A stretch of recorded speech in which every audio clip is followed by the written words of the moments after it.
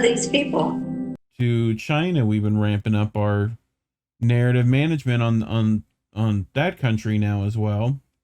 I don't know if you've been seeing that, but I think, remember how like people used to say Russia said they were going to do Kiev in 3 days, which yeah, was the American military, anyways.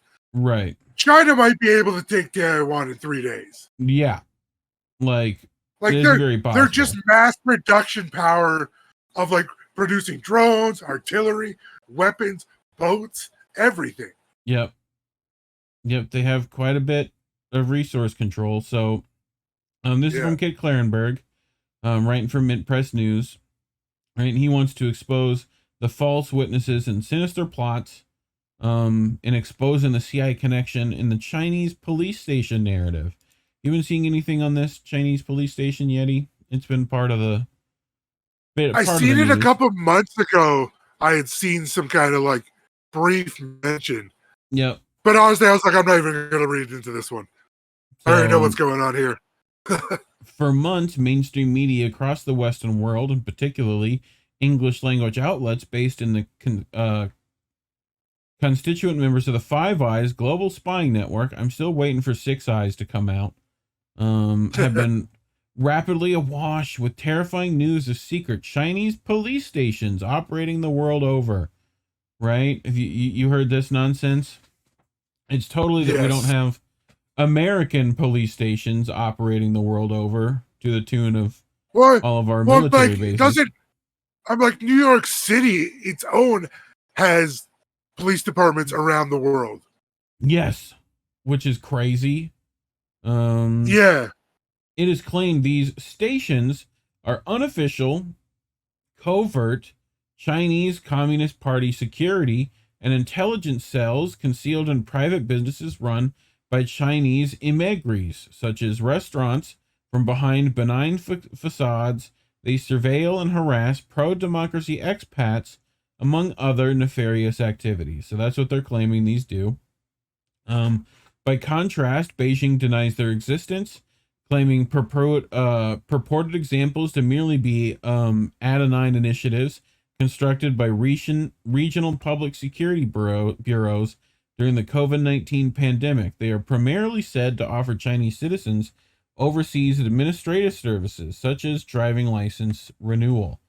These denials have fallen on deaf ears, and the narrative of dastardly communists operating cloak and dagger foreign spy bases in order to egregiously extend China's authoritarian tendrils overseas has ever gained in currency. In April, the FBI pounced upon a Chinese police station in Lower Manhattan, New York, based in the offices of a charitable organization established in 1998 to assist Chinese nationals from Shanghai, Fujian, a region of southeast China. Subsequently, the U.S. Department of Justice indicted two of the organization's leading members for conspiring to act as agents of the PRC and obstruction of justice after allegedly deleting encrypted check records from their smartphones that indicate they were in direct regular contact with Chinese officials. They face up to 25 years in prison each if convicted of these offenses. So that's what they're doing there. I mean, we've heard of this. This sounds probably like one of their uncles that they were just talking about dinner or something. well, yeah, but it's oh also, no, you contacted him. This is, they're trying to get around you using encrypted stuff to begin with. The fact that you had it, you could have deleted it pretty much. Like that's what they're, and sounds like FARA stuff as well, foreign agent relation crap. Okay. That they're using. The PRC, though its repressive security apparatus established a secret physical presence in New York City to monitor and intimidate dissidents and those critical of its government. The Justice Department National Security Division fulminated at the time. The PRC's actions go far beyond the bounds of acceptable nation-state conduct. We will resolutely defend the freedoms of all those living in our country from the threat of authoritarian repression. When you've been doing that? So shocking stuff. One might go ahead. No, it's kind of amazing that they'll talk about. Sorry, go ahead. What? That they'll talk about? Yeah, that it's like they'll talk like about they these continue threat like. of authoritarian nonsense when we're I the ones remember my doing thought that. now. Yeah. So according to this, allegedly, what they're saying is the Communist Party of China Yeah. controls all Chinese people. That's what they're trying to allege here. Like, how fucking ridiculous. Well, yes. They're also stating that this specific charity that has kind of always been doing this, that they were like established in 98 to do this particular thing, and then here comes the NSD coming like, oh yeah, but you know some Chinese people, so yep, you know you're a spy. Oh, you probably control the weather balloon too. Literally, I mean, it's just like what they did with Russian business people here. Shocking stuff, one might think. But while an official press release on the raid repeatedly referred to the clandestine nature of the secret police station, in reality it was openly and widely advertised as somewhere Chinese citizens in New York City could conveniently access administrative services remotely. Meanwhile, the indictment's details make it clear the only state apparatus with which the pair were in contact belonged to the Chinese Ministry of Public Security's Traffic Management Center. They're literally, this is like them, their fucking, like, Department of Transportation. These Americans here, they've got these things called traffic lights. Have we heard of them yet? Like, what? It's like, I need my ID. I don't know. That's pretty much what it is. Did we figure that out yet? Like, yeah, like, I gotta get a copy of my driver's license. China is so far advanced past the States that I don't know what they could possibly try to steal from them at this point. So here it is. The glass facade building in New York's Chinatown was among hundreds around the world accused of housing secret Chinese spy bases. This place, is literally glass built, like it's a glass fronted building. Like they're doing secret clandestine meetings in like. I know when I like to have. I know when I make spy meetings, I like to have nice light flow, please. right. Yeah, I need that natural light. Yeah, you know, like, new sunlight building.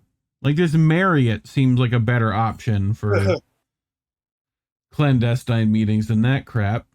So, similarly, underwhelming results have been produced by official investigations in other countries into the alleged plague. On June 6th, UK Security Minister Tom Tugendhat announced the result of police probes into 3 separate alleged CPC security outposts in London and Scotland. Police have visited each of the locations and carefully looked into these allegations to consider whether any laws have been broken and whether any further action should be taken. I can confirm that police have not to date identified any evidence of illegal activity on behalf of the Chinese state across these sites, right? So these findings were no doubt extremely disappointing for safeguard defenders, which alerted UK authorities to the police stations. Still, it is unlikely the organizations will be deterred from its anti-China crusade or reconsider its position as a dependable false witness for Western governments, as we shall see. Safeguard defenders, which is likely tied to a notorious CIA front, is the sole source of the Chinese police station hysteria that has engulfed Europe, North America, and elsewhere. Its founder has a highly dubious history of conducting U.S. state-funded destabilization operations in China, and the organization is no stranger to slandering individuals and organizations as embroiled in sinister communist plots to their immense personnel, professional, and political detriment. In the process, those pesky communists. Oh, the damn commies. In the process, the lives of countless innocent Chinese citizens residing abroad have been made miserable. already surging, levels of hatred for East Asians in the West gravely escalated, and further foundations for an all-out war between the U.S. empire and Beijing dangerously laid. Phrasing. The avowed origins of Safeguard Defenders date back to 2009, when self-titled Swedish human rights activist Peter Dahlin founded the Chinese Urgent Action Working Group to support China's fledgling lawyer community, conduct legal interventions in service of these objectives. It established a nexus of pro bono legal aid centers in rural areas of China, serving the needs of local communities. Because these cases often concerned the rampant abuse and violation of laws by local police and government, Safeguard Defenders assert, China Action was forcibly shuttered in 2016. Beijing targeted it in a major crackdown, which led to many of its staff being detained, disappeared, and imprisoned, including Da Lin. The foundation for Safeguard Defenders was laid that same year, inherited the mission of China Action, but with an expanded scope to support the survival and effectiveness of civil society and human rights defenders in some of Asia's most hostile environments, and was publicly launched in 2017. So here we go. Here's the screenshots from the About Us page of self-avowed human rights NGO Safeguard Defenders. So what we got, the People's Republic of the Disappeared, right? Stories from China's system for enforced disappearances. And then Trial by Med, China's new show trials and the global expansion of Chinese media. What's this one? Scripted and Staged, behind the scenes of China's forced televised confessions. Right? So that's what they're putting up. Right? So absent from this romantic autobiography is any reference to the raid on China Action being precipitated by the organization receiving vast sums from the NED, the National Endowment for Democracy, in secret over several years to promote and conduct destabilizing lawfare operations. In the process, limited local disputes over matters such as land rights were transformed into weapons against the CPC. The NED's own senior officials openly admit they do overtly what the CIA once did covertly, and their track record of financing lawfare in enemy countries is long and shameful. For example, in September 2003, the Washington-based Center for Justice and International Law was granted over $80,000 by the NED to encourage and train Venezuelans to launch legal actions against their government via the Inter-American Commission and the Inter-American Court of Human Rights, an obscure but potent U.S. and Costa Rica-based legal nexus that claims jurisdiction over the entirety of the Americas. This led to a dramatic increase in frivolous human rights claims brought against Caracas by right-wing opposition activists, all of which circumvented the country's legal system and undermined its sovereignty, granting power of judgment to a hostile, foreign-run body. In recent years, the NED has also bankrolled Ukrainian media, sponsored a coup attempt in Cuba, funneled money to the leaders of the Hong Kong protests, and attempted to topple the Belarusian government. Dalin was temporarily transformed into an international human rights celebrity as a result of his 23-day-long incarceration, which culminated in him confessing on state TV, forcibly, he says, to having acted illegally and hurt the feelings of the Chinese people before being deported back to Sweden and banned from returning for 10 years. It is a story he has told many times since to Western media outlets. You want to hear his story, Yeti? I do. Here. Anything to add before we get into his stuff? No, I think I'll wait Okay. to see what he says. I have no complaints to make. I think my treatment has been fair. My treatment has taken special circumstances into consideration, considering, for example, a unique medical condition. I have been given good food, plenty of sleep, and I have suffered no mistreatment of any kind. And I have also been given the opportunity to meet with representatives from my embassy. 而对于自己过去一段时间以来在中国的所作所为，彼得表示十分后悔。 I violated Chinese law through my activities here. I have caused harm to the Chinese government. I have hurt the feelings of the Chinese people. I apologize sincerely for this, and I am very sorry that this ever happened. 在提的这 We have been made aware, we've become aware, that certain people that we have supported at one time or another have gone on to do acts in clear violation of the law. And we know that in some cases, such as Su Shanglan or Xing Xingxian, there have been very serious crimes. And we are also aware that that also means that we as an organization become criminally liable for the things that they have done. I once supported Wang Xuanjiang, who has now been arrested and facing trial for causing harm to national security. Xing Xingxian, who I once supported, have broken the law. He illegally brought the son of lawyer Wang Yu across an international border. 对于上述情况，彼得供认不讳。他还说，他将支持他们发起针对政府的诉讼。For someone like Wang Xuanjiang, when he was working on a specific project, we would pay him 5,000 kuai per month for a year. When it comes to licensed lawyers taking on difficult cases, a standard fee that we could pay them would be about 20,000 RMB for a case. Well, he's essentially admitting they fucked up. Oh, yeah. You know. I don't buy that he was forced into that. He looks in too good of health to be mistreated. Yeah, I mean... Like, he doesn't look swollen, he doesn't look tired. Like, I think it's more that, like, he was forced into doing the business he was doing. You know? I got you. So, but, like, that... I misunderstood that. Well, I think it's a bit of both, right? That he was forced into making a statement, but, you know, his statement was, like, essentially, like, yeah, I did what I did. What it sounds like. But we have a bit more. So in 2017, The Guardian reported that the trauma Dahlin experienced behind bars in a secret prison gave him a first-hand taste of the harshness with which Chinese President Xi Jinping's battle for control is being waged. It was, however, noted he had lived in China for 7 years with the daily stress of concealing his work. The obvious question of why this would be necessary if China Action's activities were legal and proper was not explored.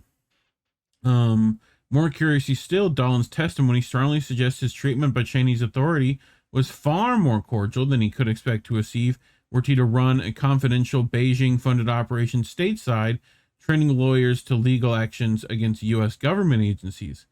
Dahlin was apparently able to refuse their demand that he labels 3 associates criminals in his televised confession with consequences. Police took care to kennel his various cats at some expense during his imprisonment, and all of his confiscated property was eventually returned to him, save for some money they used to book him a first-class, one-way plane ticket home to Stockholm. Once seated on that flight, he was given a free glass of champagne. Bro, he got a first-class ticket in Champagne. Dude, they watched his cat while he was in jail. yeah, dude, they took care of Whiskers, bro. This is the worst authoritarian government ever. Do they even know what they're supposed to be doing? Yeah, this is not authoritarian. This is downright hospitable. Yeah. In a lengthy 2017 interview with the Western-backed anti-communist Hong Kong Free Press, Dahlin downplayed the significance of the NED's financing of China Action, claiming it was limited to a few $100,000 through the 5 years the program ran.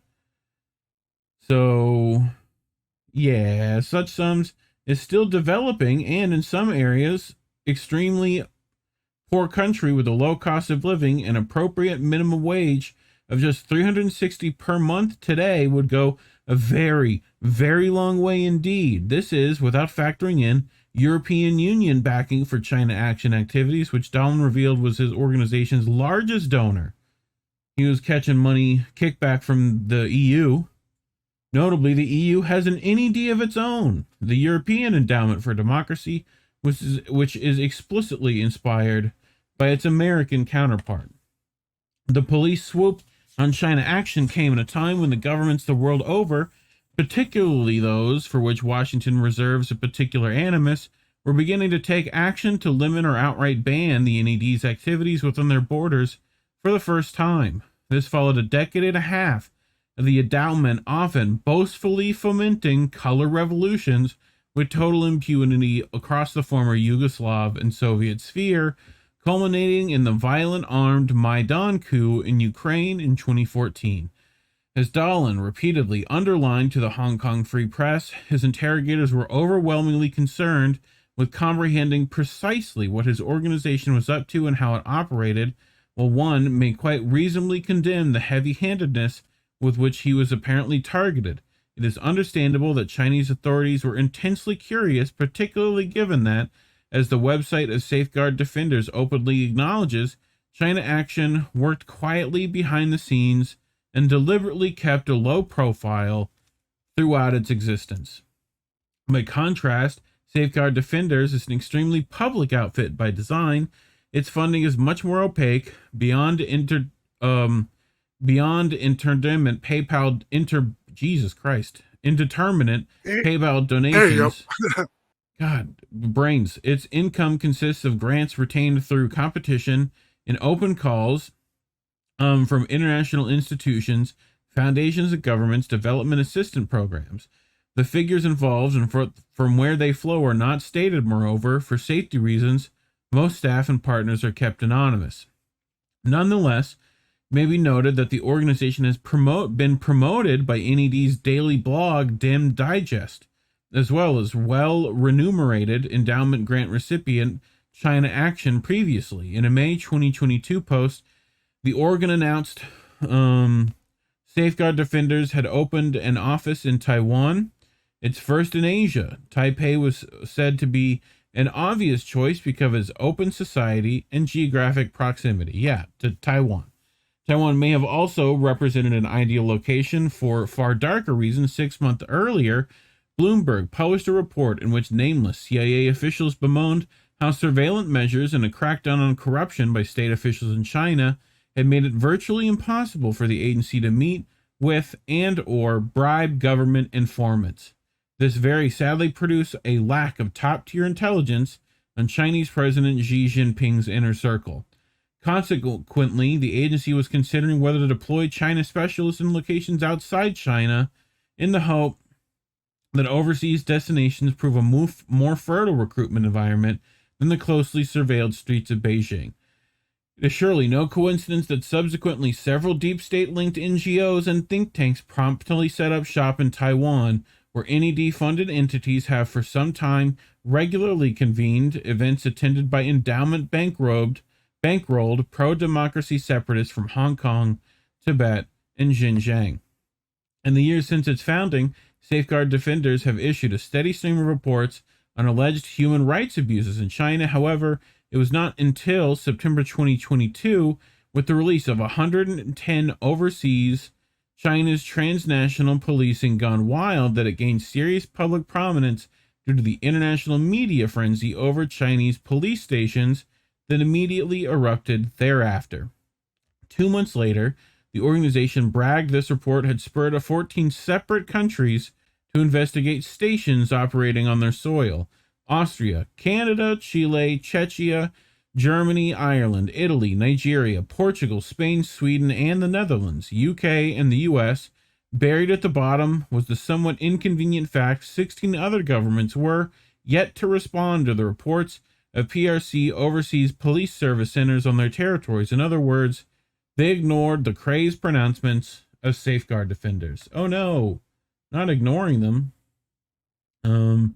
As we saw, the UK investigation came to absolutely nothing. Nonetheless, in the 8 months between its investigation and lackluster conclusion, the life of at least one individual caught up in imbroglio was made hell. Ryu Lin is the founder of All Eat, a restaurant delivery app, one of the businesses tagged as a police station by Safeguard Defenders. Speaking to his local newspaper in May this year, he recounted how he feared for his family's safety due to frequent accusations in the street of being secret police. Constant stares from passerby, maybe 20 to 30 people per day, endlessly ringing his office doorbell, and a journalist grilling his son en route to school about whether he was a spy. Could you imagine? Like, just ridiculous. Dude.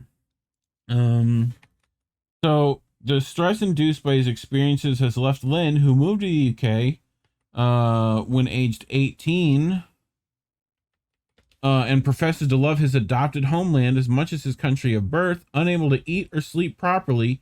He claims to have lost customers and investors since the allegations against his enterprise emerged, and he was variously described by the newspapers as visibly distressed and trembling at times with the effort required to keep his emotions in check. Well, yeah, like Wang Haijun speaks to the media after his restaurant in southern Seoul was accused of being a secret Chinese police station. So here's the actual event there. The impact on Chinese immigrant communities of administrative centers upon which they frequently depend being stigmatized, if not outright shut down to the interventions of safeguard defenders, is just as devastating, if not more so. In late April, the Royal Canadian Mounted Police claimed to have closed a network of police stations in British Columbia, Ontario, and Quebec. One of the organizations affected, the Chinese Family Service, said the people they serve have suffered enormously, adding, community members have been unable to obtain life-saving services they need. This has placed vulnerable members of the Chinese community at risk, impacting our community's livelihoods and quality of life. Our mandate is to help with the integration of new immigrants, to offer French courses, to get our seniors out of isolation, to help women victims of violence, and contribute to poverty reduction. So that's what they're doing there up in Ontario and Quebec. It is a perverse, twisted irony that Dalin has repeatedly claimed his objective in establishing China Action was to improve the rule of law in Beijing and enhance legal protections for average citizens. Presumption of innocence, due process, and the right to a fair trial are all inalienable legal principles in any democracy worthy of the name, yet safeguard defenders eagerly encourage the gross contravention of these fundamental tenets in pursuit of demonizing Beijing in the eyes of Western citizens. Western authorities are only too happy to collude, it seems. Ominously, UK Security Minister Tom Tugendhat attributed the inability of detectives to uncover the criminal conduct at the sites they investigated as an indication police and public scrutiny has had a suppressive impact on any administrative functions these sites may have had. Clearly, in the new Cold War, the absence of evidence is not evidence of absence where China is, one way or another, involved. Gravely, we can expect alarmism over any and all things Chinese in Europe and North America to intensify significantly moving forward. The obvious utility of the police station PSYOP is that it provides Western warhawks plausible grounds to accuse Beijing of hostile meddling abroad. At a time the CPC remains so doggedly committed to non-interference in other nations' affairs, they refuse to intervene overseas, even when government asks them to, and their own Silk Road infrastructure is under attack. As Mint Press News has previously revealed, British intelligence for many years prior to the Russian invasion of Ukraine ceaselessly spread black propaganda falsely linking the Kremlin to Brexit, the election of Donald Trump as president, and other adverse domestic political developments in the West. In process, these events and phenomena were transformed into direct, deliberate attacks by Moscow, demanding a belligerent response from target governments. Were it not for those machinations, that war might well have been avoided, with U.S. military chiefs now openly discussing all-out conflict against China with alarming regularity. They need to concoct a pretext for that horrific eventuality grows daily. Chinese police stations are just the latest salvo in an information war intended to place the U.S. empire and its international vassals on an inevitable, world-threatening trajectory. Of course, safeguard defenders had no comment, Yeti, in case you were worried. Of course they didn't. Why would they want to back up anything they say? Because it's just disgusting, because it's the same thing they did to the Muslims around 9/11. They just kept making sure people would hate them. It's doing the same thing again, man. And you just make shit up. We don't learn. Yep. you know. So, but yep, that's terrible news. More manufacturing consent for another war we need. This time with China, as we've all kind of said would be the case. Yeah. Spooky's here. Spooky. I don't know how they think they'd ever win a war with China, but because they think we somehow have a better military than that. Like, part of it is we've been focusing on what's called supremacy, right? Yeah. With our military. So we think we can actually do that. That we have more bigger, badder military than everyone else combined, right? The issue is that they've not been putting as much funding into their militaries. They could put more, but they just want to collect profits now. Yeah, it's not like that they don't have one. They have one, and it can definitely compete. You know, it's just not competing in as many places as we are. So yeah, but yeah, I feel like all our stories kind of blended together with that. It's U.S. doing what U.S. does terribly as always.